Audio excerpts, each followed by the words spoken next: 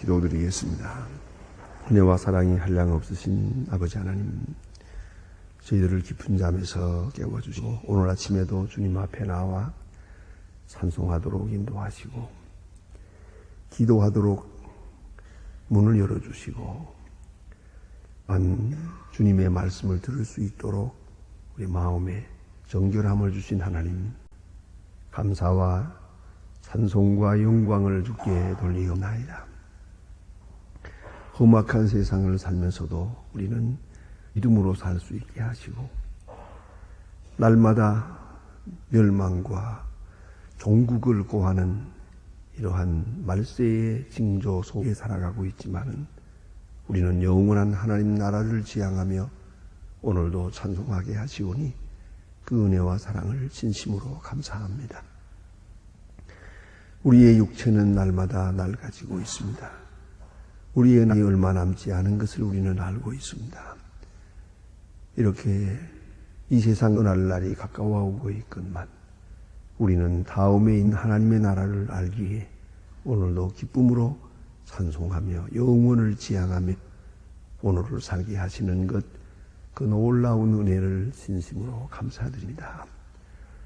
약하기 그지없는 사람들, 시험에 넘어지고 또 조그마한 일에도 헤어나지 못하는 나약한 존재들이지만 주께서 오늘까지 힘주시고 능력 주시고 여기까지 인도하신 하나님, 그 크신 은혜를 진심으로 감사합니다. 오늘 이 시간 주님 앞에 나와 싸우니 한 사람 한 사람 개별적으로 만나주시고 그 심령 깊은 곳에 있는 작은 신음까지도 들어 응답하시며 또 작은 소원까지도 들어주시고 차마 입을 열어 말씀 못 드리는 것까지도 주여 깊은 곳을 살피사 응답하여 주시옵소서. 하나님 아버지, 오늘도 밝은 마음으로 살게 하시고 그리고 주를 찬양하며 살게 하시고 주께서 내게 베푸신 엄청난 은혜를 생각하며 그 은혜 안에서 주를 영화롭게 하고 주를 찬양하는 아름답고 귀한 하루가 되게 하여 주시옵소서. 우리의 발걸음이 실족지 않게 하시고 우리의 생각이 허탄한 곳으로 기울이지 않게 하여 주시옵소서. 항상 주의 말씀에 가까이 따라가며 주의 거룩하신 뜻에 순종하는 이 날이 되게 해 주시옵소서. 어두운 가운데서도 빛을 보며 살게 하시고 혼탁한 세상이지만 우리는 밝은 길을 따라 조용히 주의 뜻에 순종하며 살게 하옵소서. 하나님 아버지, 오늘도 하나님의 말씀이 바르게 전해지고 저희 교회가 교회된 본분 다 하게 하옵소서. 하나된 교회, 화목한 교회, 거룩한 교회, 사탄의 역사 가까이 하지 못하는 교회, 그리고 열심으로 주를 섬기는 교회 되게 하여 주시옵소서. 이 교회에 찾아드는 모든 사람들이 구원을 받고 그 믿음 안에 굳게 서게 하여 주시옵소서. 특별히 이 나라를 돌보시고 이 민족의 큰 종을 베푸시옵소서. 하나님의 공의가 하수같이 흐르게 하시고 그리고 진리가 이 나라의 질서가 되어 하옵소서. 이번 월드컵 행사를 통해서 보여준 이 모든 사건을 통해서 우리는 조용히 많은 것을 깨닫고 또 본받고 배우게 하며 또한 아름다운 질서를 이제 우리 생활 속에서 지켜가게 하여 주시고 한 마음 한 뜻 된 바를 이제 우리 민족의 장래를 위해서 지켜가게 하여 주시옵소서. 특별히 바라옵는 것은 저 북녘 땅에도 은총도 하시고 가난과 고통과 억압에서 건져 주시옵고 우리에게 맺으신 고아들을 주 은혜 안에서 잘 기를 수 있게 하시며 또 과학술대학 아름답게 진행되고 건립되어서 이것이 복음의 전초기지 되고 장차 여기에 교회도 되고 신학교도 되고 아름다운 주의 주시는 약속의 거룩한 땅이 위하여 주시옵소서. 원컨대 지하에서 울부짖는 성도들의 간단 기도를 들어주시옵소서. 우리가 해야 할 도리를 다 할 수 있게 하시고 하나님이 통일의 문을 열어주실 만큼 진정으로 우리가 저들을 사랑할 수 있는 그런 마음이 열리게 하여 주시옵소서. 아버지 하나님, 오늘도 해외에 있든지 여행 중에 있든지 군문에 나가 있는 젊은이들, 유학 중에 있는 학생들 하나하나 돌보시고 잠시도 실족지 않게 그 마음과 생각을 지켜주시옵소서. 우리의 기도가 그들에게서 응답되게 하여 주시옵소서. 특별히 병중에 있는 자와 슬픔을 당한 가정들, 오직 주님의 위로만을 기다리는 사랑하는 자녀들이 많습니다. 주여 병상을 방문해 주시고 그 마음과 몸을 지켜주시고 위로하여 주시옵소서. 주여 오늘이 복되게 하시고 좋은 소식을 듣고 아름다운 일들을 경험하며 주의 거룩한 영광을 찬양하는 날이 되게 하옵소서. 이 날은 내 일생 가장 복된 날로 기억될 수 있고 가장 귀한 일을 했다고 그렇게 마음의 기쁨을 가질 수 있는 이 날이 되게 하여 주시옵소서. 주 예수 그리스도의 이름으로 기도드립니다. 아멘. 하나님의 말씀 계속해서 우리 누가복음 2장 보겠습니다. 누가복음 2장 계속합니다.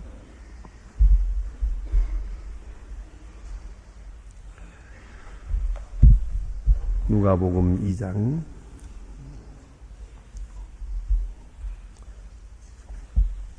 미안합니다.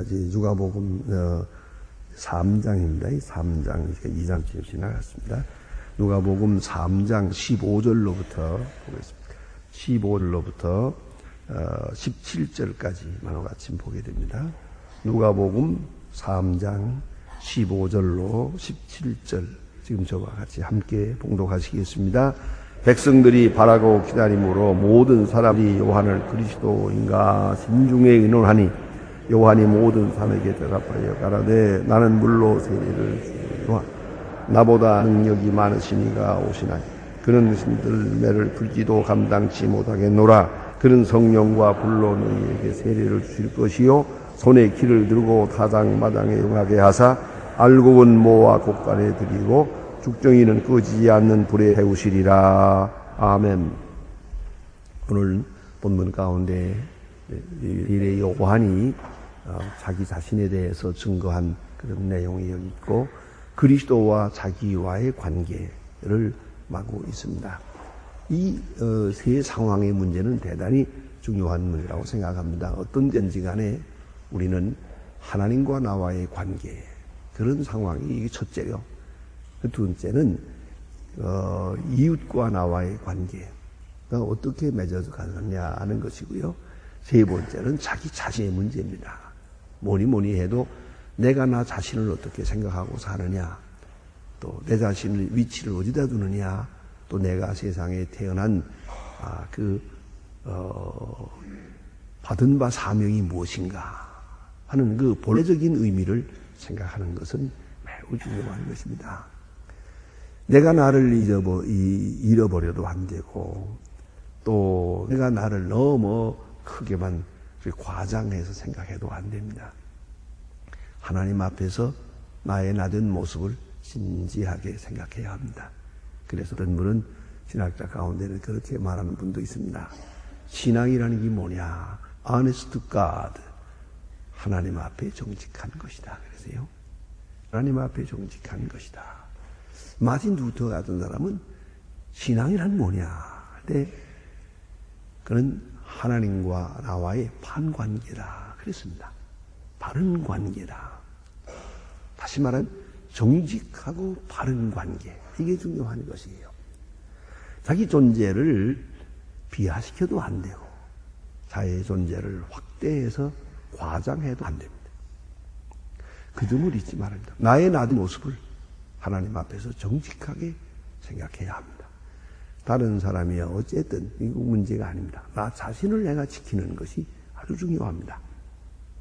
오늘 세례 요한은 지금 많은 사람들 앞에 인기가 좋아요.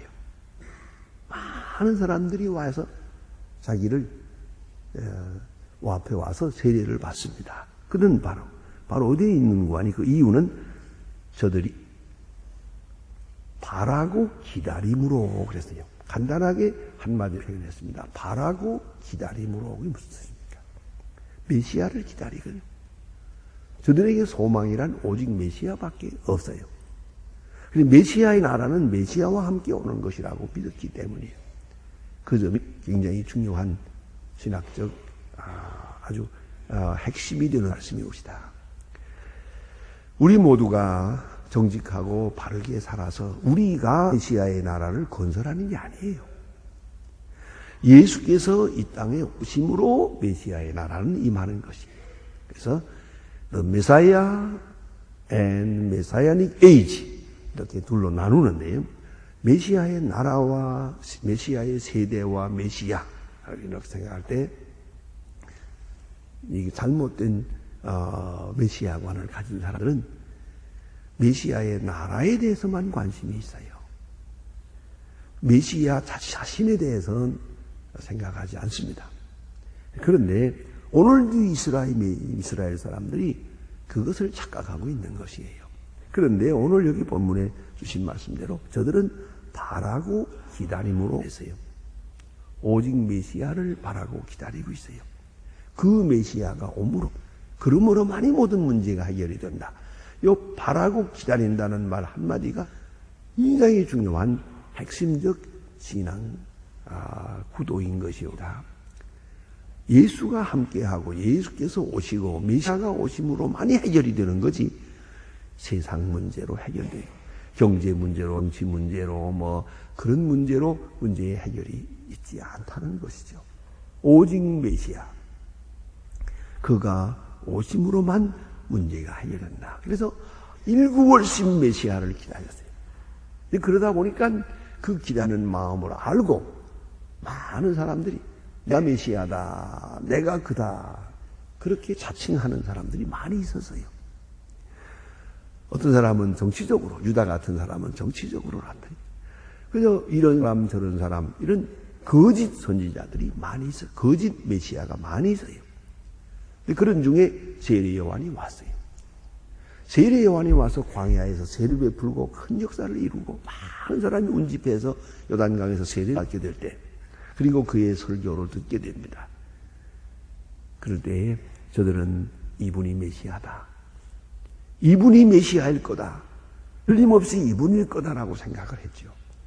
그래서 심지어는 예루살렘에서까지 사람들이 모여들었고, 혹은 대제사장이 사람을 보내서 공식적으로 묻기도 했어요.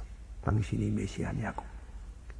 그럴 때 오늘 본문에 지금 대답합니다. 여기 보니 요한을 그리스도인가 심중에 의논하기를. 많은 사람들이 그랬고 많은 지도자들이 그랬어요. 세례 요한이 갑자기 나타난 저 인물이, 저 특별한 저 선지자, 저 사람이 메시아일 거다, 메시아인가 보다, 기다, 아니다, 많은 사람들이 의논하고 있을 때입니다. 그때 세례 요한이 대답합니다. 여기 대답한다는 말 헬라 원대로는 공식적인 대답이다, 그런 뜻이 오시다. 개인적으로 한 말이 아니고 공개적으로, 공식적으로 확실하게 대답하는 대답입니다. 하는 말이 나는 아니라 하는 것입니다. 나는 메시아가 아니다. 나는 물로 세례를 주거니와 나보다 능력이 많으시니가 오시니 나는 그 신들매를 풀기도 감당치 못하겠노라. 세례 요한의 지금 당시 위치로 돌아가서 한번 생각해 보세요. 많은 사람들이 와서 자기를 쳐다보며 당신이 메시아인가, 메시아다, 이렇게 인기가 높아졌어요. 아주 인기가 절정에 올라갈 때 자기 자신을 잃어버리기가 쉽습니다.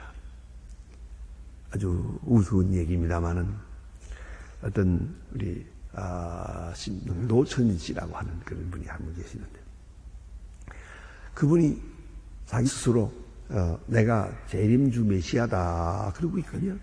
내가 그 본인을 직접 만났어요. 그래서 어떻게 당신이 메시아, 내가 아무리 생각해도 성경이 말씀하는 것이나 모든 것으로 보아서 당신이 메시아라고 생각되지 않는데 어떻게 당신 메시아라고 생각하느냐 했더니 본인 대답이 너무 재미있어요. 나는 그렇게 생각하지 않는데 다른 사람들이 나를 보고 메시아라고. 다른 사람들이 그런데요. 그래서 이 멀쩡한 사람이라고 생각했어요. 여러분, 이거 생각해야 합니다. 남들이 뭐라고 하느냐, 그거 우리 조심해야 됩니다. 남들이 천재라고 한다고 내가 천재입니까? 천재 아니에요. 남들이 의인이라고 한다고 해서 내가 의인이 되는 겁니까? 의인 아닌 건 내가 아는데요. 그거 우리가 생각해야죠. 누가 뭐래도 나는 나예요. 그걸 꼭 기억해야 돼요. 그게 바로 정직함이에요. 하나님 앞에서 자기 위치를 분명히 알아요. 내가 누굽니까? 나는 죄인이요, 나는 부족한 사람이요, 나는 하나님의 손에 의해서 쓰여지는 존재예요. 비하시기도 말고 비지도 말고. 우리가 분명히 그걸 잊지 말아야 합니다. 세례 요한은 여기서 훌륭해요. 많은 사람들이 그가 메시아라고 추앙하고 있어. 그는 아니라고 했어요. 나는 아니라고. 그리고 그렇게 자기를 부정한 것만 아니에요. 더 중요한 것은 참 메시아를 그는 증거하고 있어요. 내 뒤에 오시는 진짜 메시아가 있습니다. 그는 지금으로서는 인기가 있는 것도 아니고 눈에 나타난 것도 아니에요. 그러나 그는 그러한 사명을 받고 세상에 태어났고 그러한 사명을 받고 지금 이렇게 영감을 받아서 복음을 전하고 있거든요. 그런 거로 그는 아직 메시아를 못 봤어요.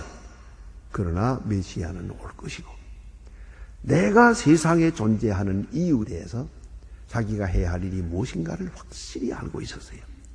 이 점이 매우 중요한 것입니다. 여러분, 우리는 세상에 왜 존재합니까? 이 존재성을 알아야 하고 무엇을 위해 살아야 합니까? 내가 무엇을 위해서 오늘도 사는 것입니까? 좀 나아가서 무엇을 위해 죽어야 합니까? 거기까지 생각해야 합니다. 여러분은 생을 어떻게 마치고 싶습니까? 분명히 마쳐야 되는데 마지막을 어떤 모양으로 가야 하겠습니까?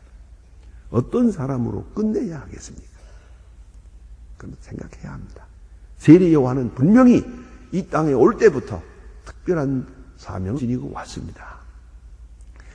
그 사명에 대해서 그는 충실하고 있습니다. 누가 뭐라고 해도 남들이 죄인이라고 해도 의인이라고 해도 선지자라고 해도 심지어 메시아라고 하는 인 결정에 가서 자기 페이스를 잃어버리지 않았습니다. 아주 중요한 것입니다. 사람은 두 경우에 자기 페이스를 잃어버립니다. 자, 잊어버려요. 정신을 못 차려요. 하나는 너무 억울한 말을 들을 때 참 억울하고 분해요. 그런 말을 지나치게 억울한 말을 듣게 되면은 그만 위축이 돼서 아주 자기 존재를 잃어버려요. 아주 정신이 나버려요.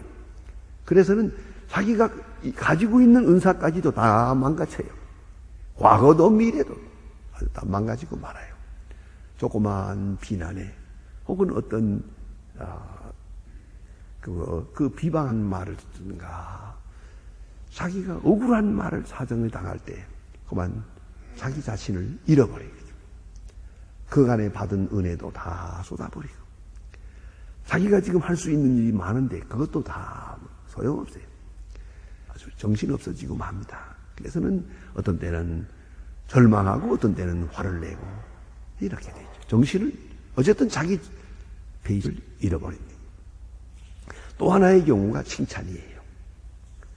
이건 다른 방향에서 남들이 날 더 잘한다고 하고 훌륭하다고 그러고 굉장하고 천재라고 그러고 능력이 많다고 그러고 성공하다고 뭐 비범한 사람이라고 그러니까 정말 비범한 줄 알지.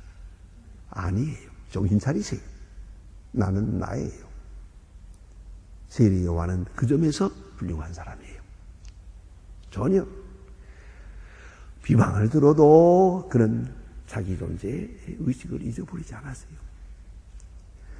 이렇게 높은 칭찬을 듣고 인기가 절정에 올라가는 순간에도 아니 나는 메시아가 아니라고 했어요.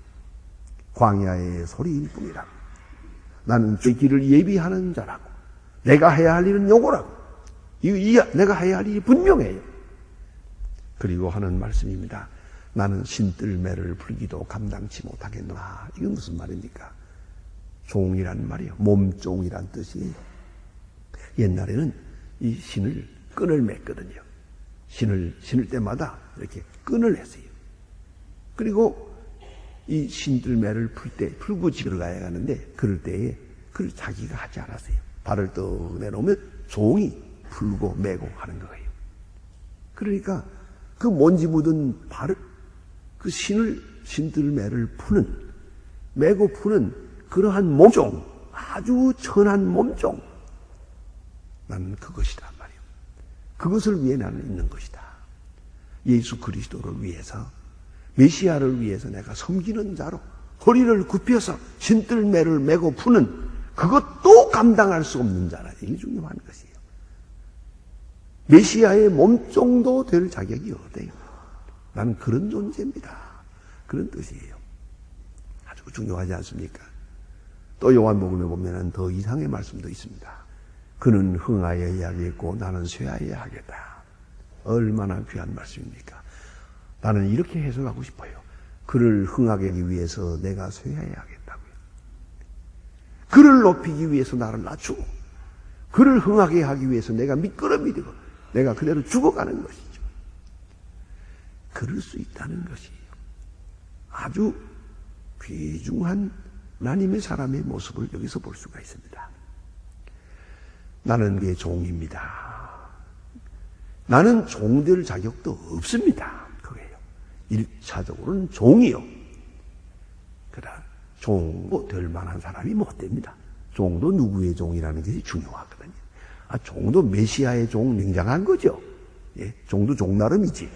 그런데 나는 그분의 종이 될 만한 그런 사람도 못 됩니다. 자기를 메시아 앞에서 아주 낮추었어요. 좀 더 나아가서는 하나님의 뜻 앞에서, 하나님의 구속자적인 역사, 큰 역사 앞에서 자기를 낮추어서 그렇게 신뜰매를 풀기도 감당치 못할 정도의 자기 자신이라는 것을 낮추었어요. 그리고 그런 자기 자신의 위치를 분명하게 말합니다. 나는 물로 세례를 주고, 다시 말하면 회개의 세례를 주고, 여기까지가 내가 할 일이요. 메시아의 오심을 위해서 내가 예비한 일이요. 회개의 세례까지를 준다. 이거 부정적이죠. 소극적이죠. 그러나 메시아가 와서는 성령으로 세례를 줄 것이다. 깊이 생각해야 합니다. 우리가 구원받기 위해서는 두 가지 계시를 받아야 하고 두 가지 역사를 힘입어야 합니다. 하나는 말씀의 역사요, 하나는 성령의 역사입니다. 말씀과 성령입니다. 밭으로 말하면 이 밭에 종자가 보여지지 않는다면 아무 역사도 이루어지지 않습니다. 아무리 옥고요, 아무리 좋은 밭이라 하더라도 생명이 밖으로부터 주어져야 합니다. 이건 객관적 계시의 역사입니다. 말씀의 역사가 있어야 합니다. 반드시 나 혼자서 내가 수양하고 내가 노력하고 내가 의를 하고 그로 인해서 구원의 역사는 이루어지지 않습니다. 스스로 해결되지 못한다는 걸 잊지 마세요. 오직 말씀으로만 문제의 해결을 얻습니다. 말씀의 역사가 있습니다.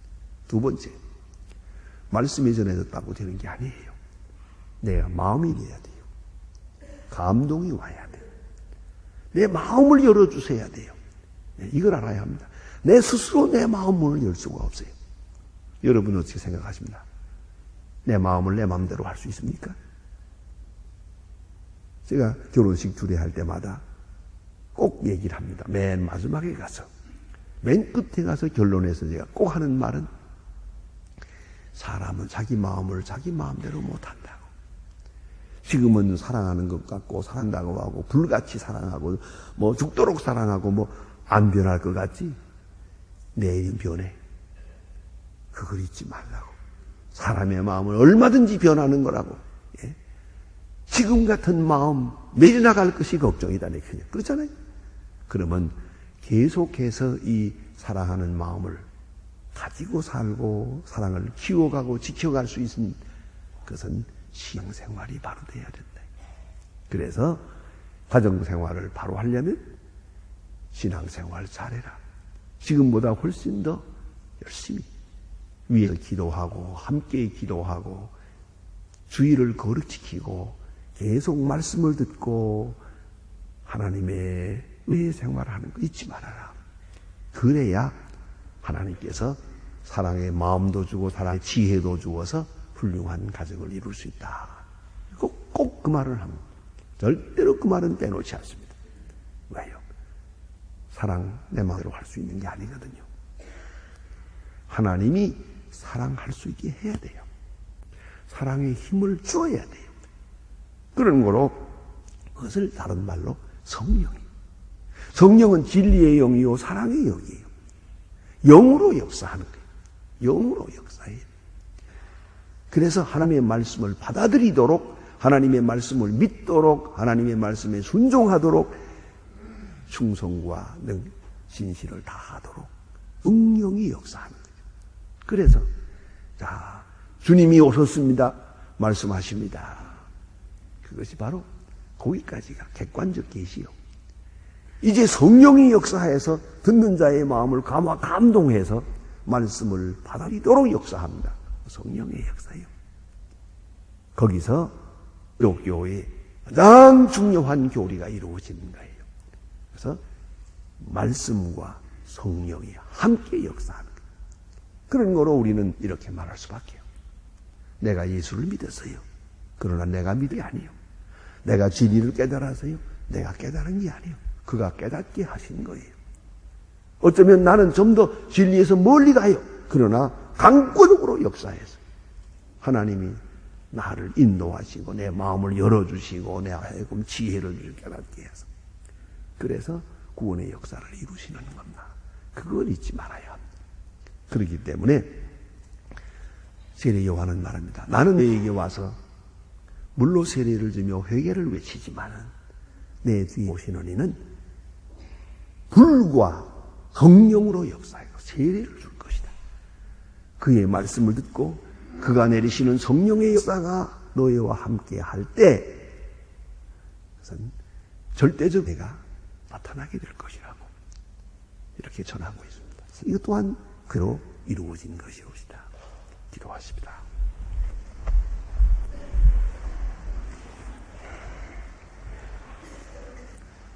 하늘에 계신 우리 아버지시여 이름이 거룩히 여김을 받으시오며 나라의 마옵시며 뜻이 하늘에서 이룬 것 같이 땅에서도 이루어지이다.